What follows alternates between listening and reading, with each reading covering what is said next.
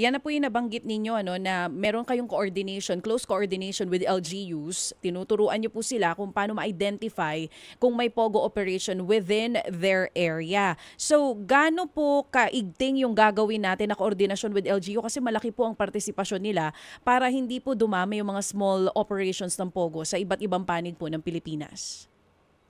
Tama po yun, ma'am. Malaki talaga yung partisipasyon ng ating local government officials dito.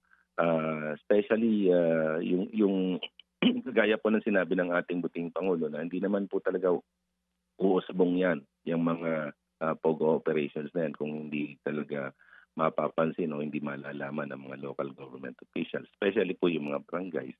So ang ginawa po namin para, kasi medyo technical po ito, ano, so kailangan talaga malaman nila yung mga red flags, ano, yung mga indicators. Kaya nga ako naglabas po kami nung aming audiovisual na presentation para ho ipe-play na lang nila, makita nila kung ano ba talaga yung mga red flags na sinasabi namin.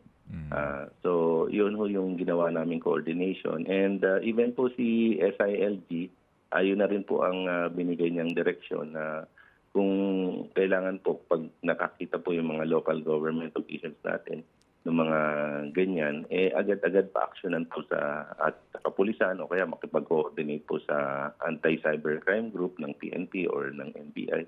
At kung sa tingin nila ay di nila kakayanin o naalangan po sila, pwede naman po kaming pumasok dito sa national para po suporta.